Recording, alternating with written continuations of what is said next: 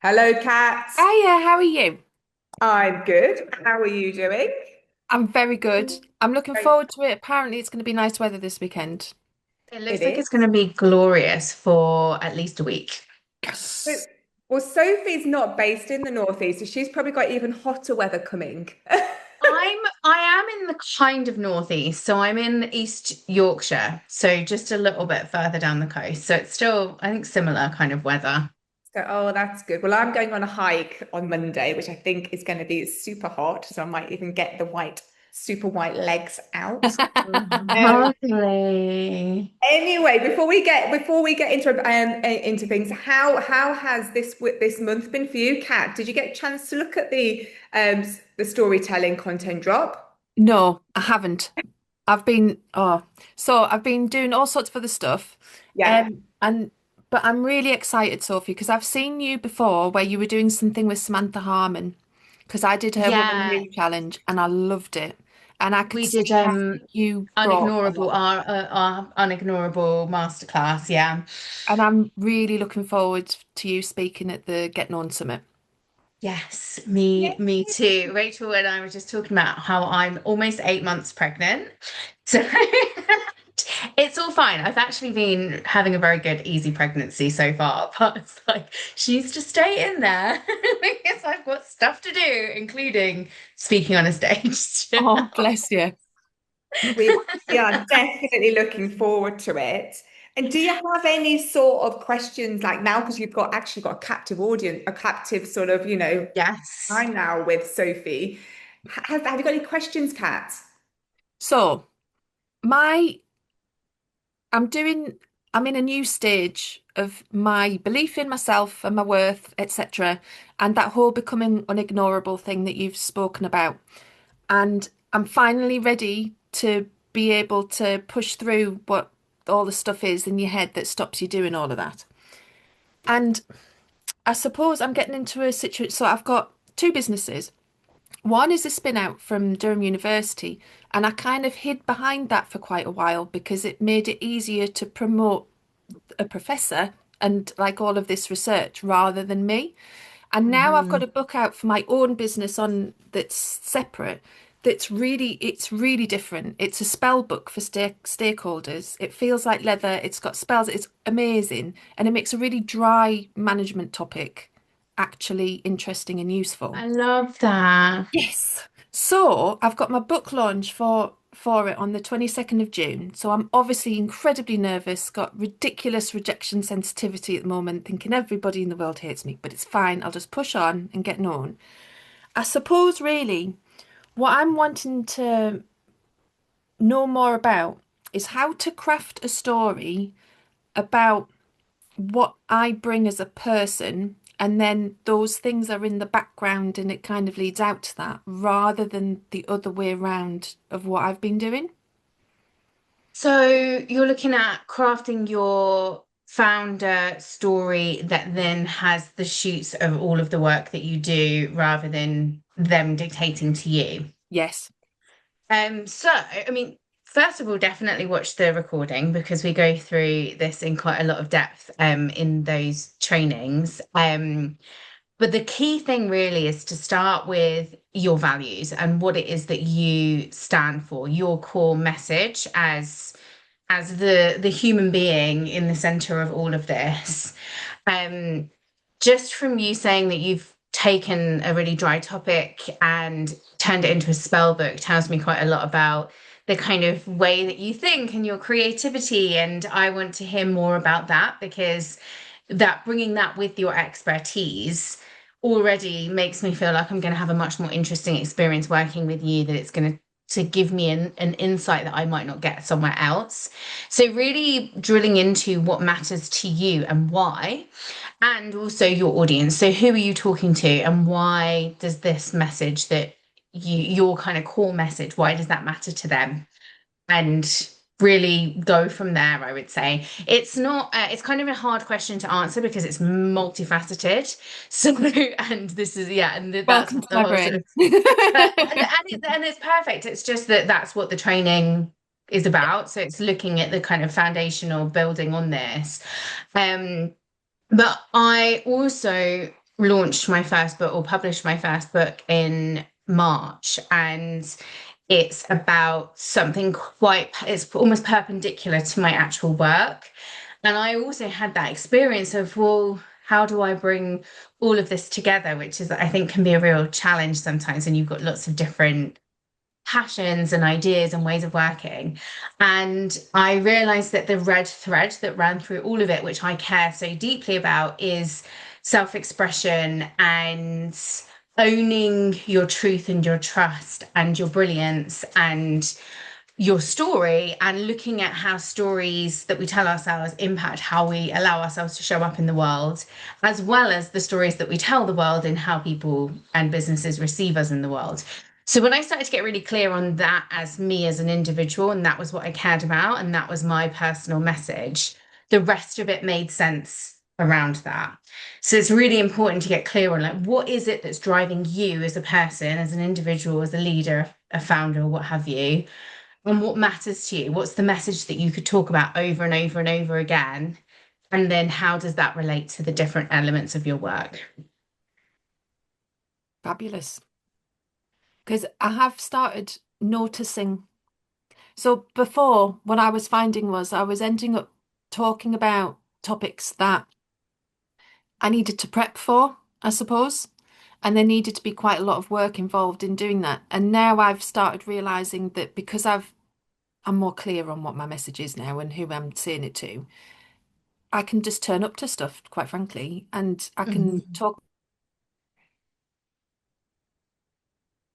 Oh, you frozen, Cat. Oh, is she going to come back? We'll give her a few minutes.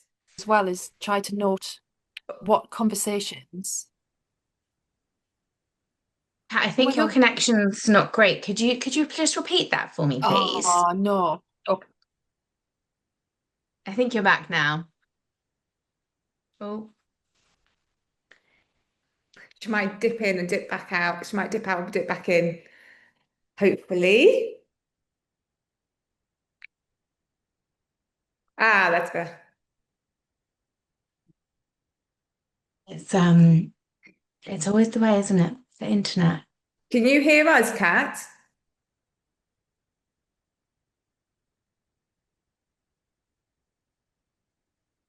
Tell you what I'm going to do. Hello, Kat. Oh, she's moving. You're on mute, though. Is that Yeah, better? that's better. Would you mind just rewinding that back a little bit? I can. If I disappear, then it's my internet that's the problem. And I'm really looking forward to hopefully talking to you properly, Sophie, and especially after I've watched all of your stuff and it'll be more useful. But Yeah. what I've started doing is I've started noticing the conversations that I have that feel easy and that I already have all this. And then because I've got such varied experience, sometimes I've found it tricky to know what it is that I'm supposed to niche down into. And Mhm. and so I'm doing a bit of an audit at the moment with myself of what feels easy to talk about. And then I think that'll help me on my little journey of discovery as well. Yeah, I often do an exercise with my clients, which is, desert island discs, and you're only allowed to take one disc or whatever it is to the island, or one book or whatever. I say if you could only talk about one thing related to your work over and over again forevermore, and you couldn't have any other topics to talk about, what is that one thing? And that isn't always easy to find. It's not like you're going to be immediately like, I love meatloaf and it's going to be bat out of hell.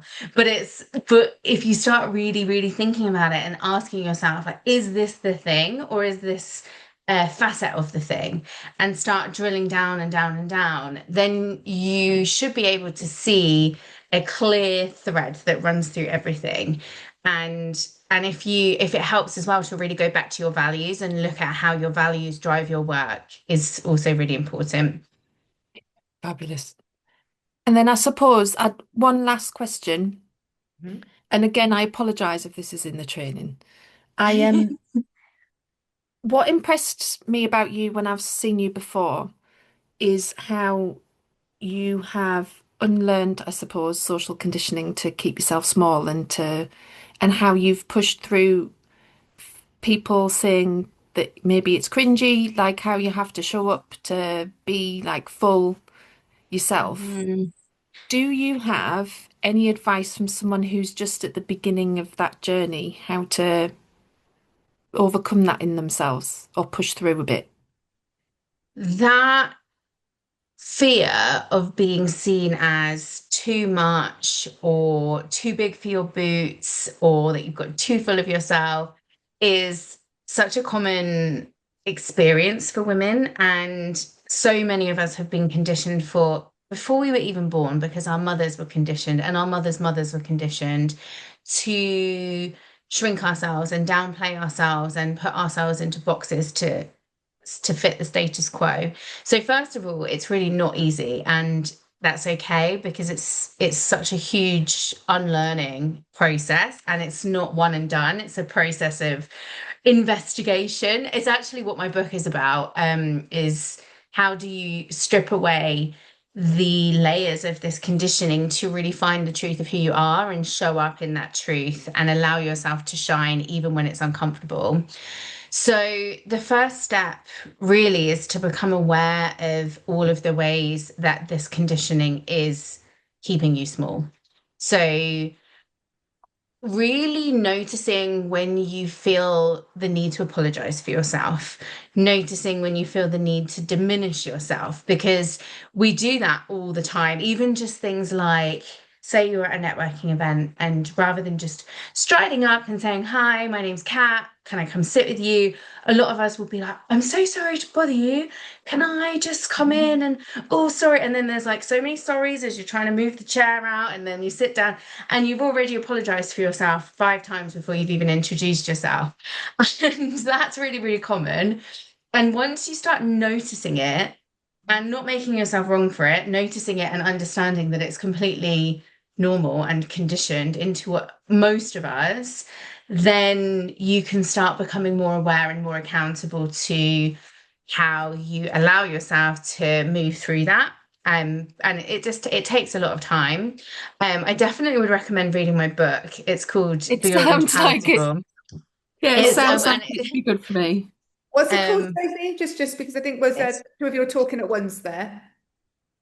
it's called Beyond Palatable, a manifesto for unapologetic women. And Fabulous. it's about it's about that Yeah. essentially about how so it goes through my framework for that is awareness. So the book takes us through why this is the case, what conditioning we have all had that makes us feel so uncomfortable with taking up space and with owning our brilliance, and how hard it feels. Like the whole idea of just show up is so difficult for a lot of us because that's the opposite of what we've been conditioned. So our nervous system is wired for to see that as danger. So it's not actually that helpful. We need to understand how to regulate our nervous systems before we can get to that point. And then it's about accountability. So, how do we become more accountable in our actions? So, there's a lot in there about how do you regulate your nervous system? What rituals and routines do you need to experiment or could you experiment with to help you? And then expression. So, how you use your voice as a tool for your own expansion, but also for other people. And then expansion. So, where do you go from here? How do you achieve the impact that you're looking for? And then it's usually a cycle because once you hit a new wall and then you have to go back to to dealing with again the process of your brain trying to keep you safe by telling you who do you think you are and get you back in your box again. Um, so I would say there's not one and done with it. It's a process that you need to keep going over and over with because every time you feel that fear or you feel what people call imposter syndrome, it's actually your brain trying to keep you safe and trying to put you back into a place that is comfortable and known for you. And anytime you're pushing yourself out of that, it's going to get loud up in your brain. Yes, I have a very loud brain at the moment. This is a Well, of big thing. course you do. You're putting something that I'm presuming that you've worked really hard on and that you've put a lot into, and that's really different from what's out there in that world.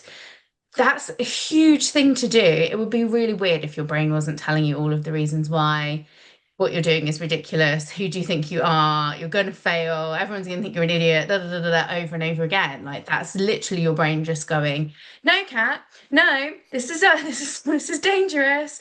And bless it because it's doing what it's supposed to be doing, and it's not very helpful.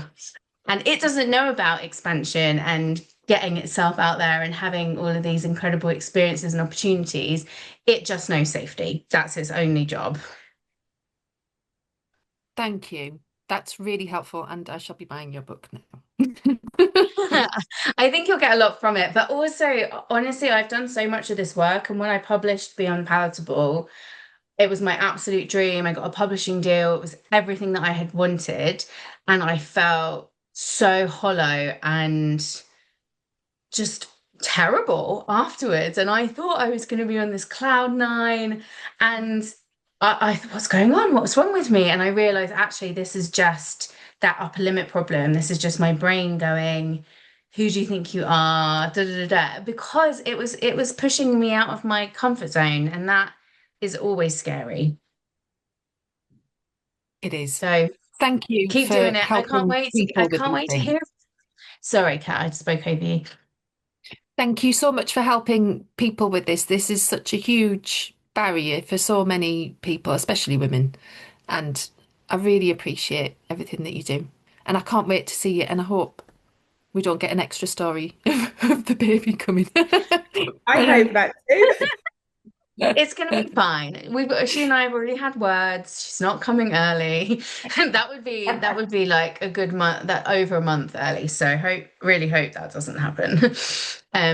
But yeah, no, it'll be really, really lovely. And we can have a chat as well afterwards. And I'll show you my book. It's a file of facts. It's got stickers. It's very exciting. Please do. That sounds like exactly the kind of book that topic needs as well. It does. Well, Fabulous. I'm Thank you excited to so see much. it. You're very welcome. Do you have any other questions, Kat, in general, or? I think that's enough for now because I think I'm just going to be asking a load of questions that are already in the training, and that's not fair on your time. And and I'll have a look at the training and I'll read the book, and then that means that by the time I see you at the conference, I'll have much more detailed, specific questions that haven't been answered for you. And I'd be very, very happy to answer them, and we can catch up and have a cuppa as well. Yeah, that sounds lovely. Thank you, Fab. both of you. Well, Well, thank thank you for joining you. us. See you soon. Bye. Bye.